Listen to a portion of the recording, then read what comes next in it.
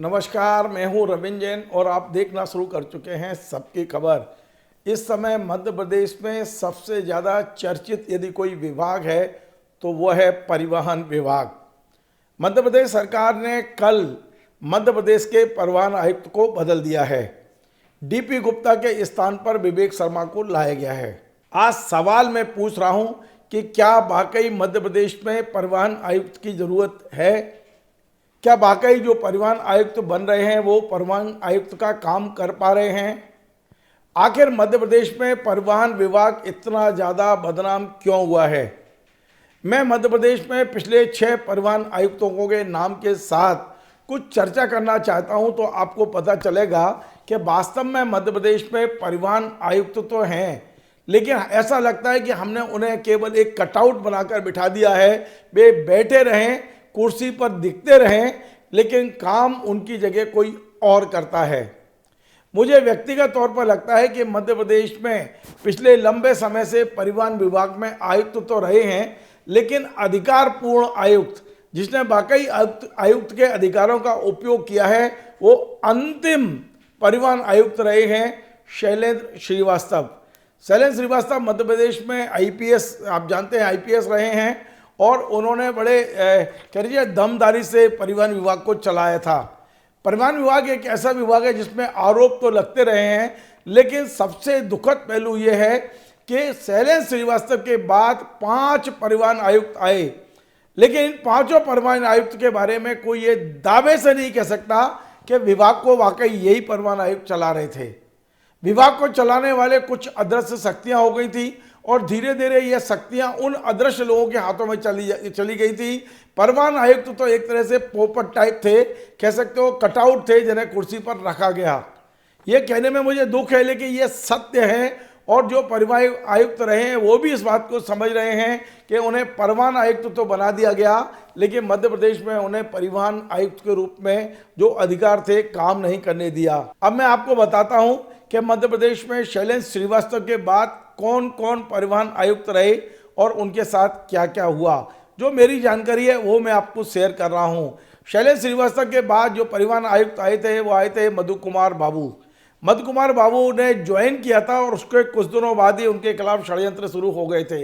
एक तथाकथित वीडियो कहीं विदेश से डाला गया था जिसमें कहा गया था कि वे जो लिफाफा ले रहे हैं उस लिफाफे में पैसे हैं। हालांकि इसे कोई सिद्ध नहीं कर पाया, लेकिन ऐसा माहौल बनाया गया कि मधु कुमार बाबू को आखिरकार हटाना पड़ा।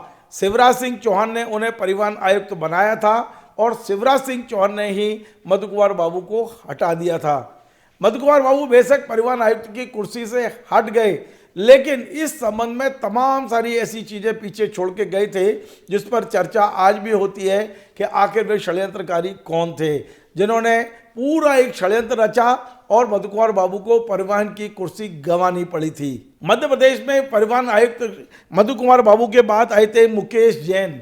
मुकेश जैन के साथ भी इस तरह का ही हुआ कि मुकेश जैन और मंत्री के बीच में इतनी बड़ी खाई पैदा कर दी गई कि मुकेश जैन के पास परिवहन आयुक्त की कुर्सी तो थी, लेकिन परिवहन आयुक्त के वे अधिकार नहीं थे जो वाकई उन्हें मिलने चाहिए थे। और यही वो पीरियड था जिसमें सौरभ शर्मा की एक तरफा चल रही थी। सौरभ शर्मा जैसे लोग इसी पीरियड में पनपे, उन्हें मन चाही पोस्टिंग मिलती गई, मन चाहे वे बैरियर चढ़ाते गए, और इन्होंने ही करोड़ों रुपए इधर से उधर किए हैं, इसमें कोई दो राय नहीं है। मुकेश जैन और मंत्री के टकराव के बाद आखिर मुकेश जैन को हटना पड़ा था और संजय कुमार झा को परिवहन आयुक्त बनाया गया था। संजय कुमार झा एक निर्लिप्त टाइप के व्यक्ति थे। उन्होंने कहा जिसको चलाना है चलाओ, मुझे बहुत ज़्यादा लेना देना नहीं है, और उन्होंने भी अपना समय निकाला। और संजय झा के बाद में जो परिवहन आयुक्त बने वो डीपी गुप्ता, जिन्हें कल हटाया गया है। डीपी गुप्ता आप जानते हैं जब वो मध्य प्रदेश होमगार्ड में एडिशनल डीजी थे, उसी समय उनका स्वास्थ्य बहुत ज़्यादा खराब हुआ था और उन्हें एयर एम्बुलेंस से बॉम्बे शिफ्ट किया गया था। बामुश्किल वे बचे थे और इसके बाद में उनको परिवहन आयुक्त बनाया, तो उनके साथ में ही एक और पोस्टिंग कर दी गई थी उमेश जोगा की। इन दोनों अधिकारियों में ही टकराव चलता रहा। उमेश जोगा ने अपनी पोस्टिंग करा ली उज्जैन आईजी के रूप में। डीपी गुप्ता बेशक अकेले थे, लेकिन इसी बीच में तमाम सारे विवाद आते गए। एक सूची पत्रकारों की जारी हुई कि इनको इतने पैसे मिलते हैं, उसके बाद में तमाम सारे विवाद और ये सौरभ कांड भी आ गया इसी बीच में।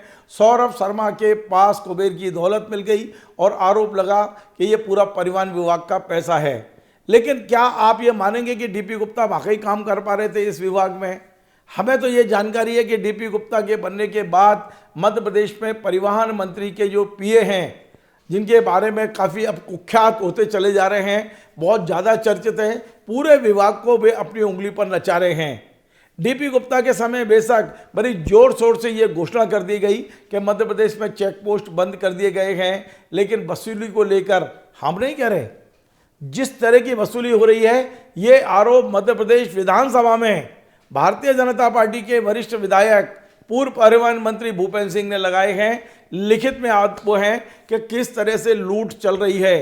परिवहन चेक पोस्टों को बंद कर दिया गया, लेकिन परिवहन में जगह जगह गाड़ी खड़ी करके ट्रकों के साथ लूटपाट चलती रही है और अभी भी आरोप है कि चल रही है। आज सवाल ये नहीं है कि परिवहन आयुक्त कौन है और क्या है, आज ये कि परिवहन आयुक्त क्या फुल प्रेस काम कर पा रहे हैं, उनकी आड़ में मंत्रियों द्वारा बिठाए गए लोग काम कर रहे हैं। ये सबसे बड़ा मध्य प्रदेश का दुर्भाग्य है। हमने पहले भी खबर लगाई थी कि मध्य प्रदेश के परिवहन मंत्री के जो पीए हैं वो किस तरह से विभाग में इंटरफेरेंस कर रहे हैं। आयुक्त नाम के लिए हैं, सारी वसूली का काम, सारे काम आयुक्त को केवल साइन करने के लिए एक सिग्नेचरी अथॉरिटी के रूप में एक अधिकारी रख लिया है और सारे काम जैसा मंत्री जी चाह रहे हैं या जैसा मंत्री जी के स्टाफ के लोग चाह रहे हैं या जो प्राइवेट कटर जो काम कर रहे हैं, जो कलेक्शन एजेंट हैं, आखिर वही काम कर रहे हैं। तो आज एक सवाल यह है कि इतनी बुरी स्थिति के बाद विवेक शर्मा जैसे अधिकारी ने इस कांटे के ताज को क्यों पहना? विवेक शर्मा ने कई महत्वपूर्ण जिम्मेदारियों को निभाया है। वे इस समय एडिशनल डीजीपी प्लानिंग में काम कर रहे थे, अच्छे वाले, उन्हें बुलाकर परिवहन आयुक्त तो बना दिया गया है। लेकिन उनके साथी भी ये कह रहे हैं कि विवेक तुमने इस बार कांटों का ताज पहन लिया है। क्या विवेक शर्मा परिवहन विभाग में आकर इस कांटे के ताज के रहते हुए काम कर पाएंगे? क्या विवेक शर्मा को वाकई वे सारे अधिकार मिलेंगे जो शैलेंद्र श्रीवास्तव और उसके पहले के आयुक्तों को मिले हुए थे? वे सारे निर्णय लेते थे, सारे ट्रांसफर पोस्टिंग करते थे, वे पूरे चेक पोस्ट पे तैनात लोगों के खिलाफ जो भी अनुशासनहीनता है कार्रवाई करते थे। लेकिन पिछले लंबे समय से मध्य प्रदेश में ये विभाग इतना ज़्यादा बदनाम हो गया है कि इस विभाग को ठेके में चलाया जा रहा है। और ये बात अभी ऐसा नहीं है कि अभी इस समय कोई ठेके पे नहीं चल रहा है, आज भी भारतीय जनता पार्टी के बड़े बड़े नेता आरोप लगा रहे हैं कि आज भी परिवहन विभाग में वसूली चल रही है। तो अब क्या विवेक शर्मा इसे संभाल पाएंगे? क्या विवेक शर्मा इस माहौल को ठीक कर पाएंगे? क्या विवेक शर्मा के लिए भी कांटों का ताज है? क्या विवेक शर्मा के खिलाफ भी वही षड्यंत्र नहीं होंगे जो मधु कुमार बाबू के साथ हुए, मुकेश जैन के साथ हुए, जो डीपी गुप्ता के साथ हुए, जो उमेश जोगा के साथ हुए? क्या वो षड्यंत्र नहीं होंगे? क्या इस परिवहन विभाग को आप प्राइवेट लोगों से मुक्त कर पाओगे? क्या मंत्री जी का स्टाफ जो सीधी दखल दे रहा है विभाग में, वो दखल कम हो पाएगी? ये तमाम सारे सवाल इस समय हवा में हैं और इनके जवाब भी ढूंढे जा रहे हैं। लेकिन इसी बीच में अब एक नई खबर और चल गई है मध्य प्रदेश में कि मध्य प्रदेश के परिवहन मंत्री भी बदले जा सकते हैं। ये खुसर पुसर शुरू हो गई है। हम कोई पुष्टि नहीं कर रहे हैं क्योंकि ये तो विवेक अधिकार मध्य प्रदेश के मुख्यमंत्री का है कि किसे मंत्री रखना है, किसे नहीं रखना है। लेकिन उदय प्रताप भी मध्य प्रदेश में कोई सफल परिवहन मंत्री हो ऐसा दिखाई नहीं दे रहा है। और वे शिक्षा मंत्री भी हैं और खुद कह रहे हैं कि हमारे यहाँ टीचरों ने, जो शिक्षक है मध्य प्रदेश में, सरकारी शिक्षक हैं, उन्होंने पढ़ाने के लिए प्राइवेट लोग रख रखे हैं जिसकी जानकारी मंत्री को है, लेकिन मंत्री कार्रवाई नहीं कर रहे हैं, खुद मंत्री स्वीकार कर रहे हैं। तो ऐसे उदय प्रताप सिंह जी परिवहन विभाग से क्या उनके पास रहेगा परिवहन विभाग या इस बार छीना जाएगा? क्योंकि पिछले 2 दिन से ये अटकलें मध्य प्रदेश में तेज हुई हैं कि मध्य प्रदेश के परिवहन मंत्री सिर्फ और सिर्फ अपने एक पीए के कारण संकट में दिखाई दे रहे हैं। उनके एक पीए हैं जिनके बारे में कहा जा रहा है कि उन्होंने पूरे परिवहन विभाग में ऐसी जमावट कर ली है कि वर्तमान में जो भी लूट खसोट चल रही है, जो वसूली चल रही है, उसके लिए कोई यदि जिम्मेदार है तो मंत्री जी के स्टाफ में बैठे हुए एक सज्जन जिम्मेदार हैं।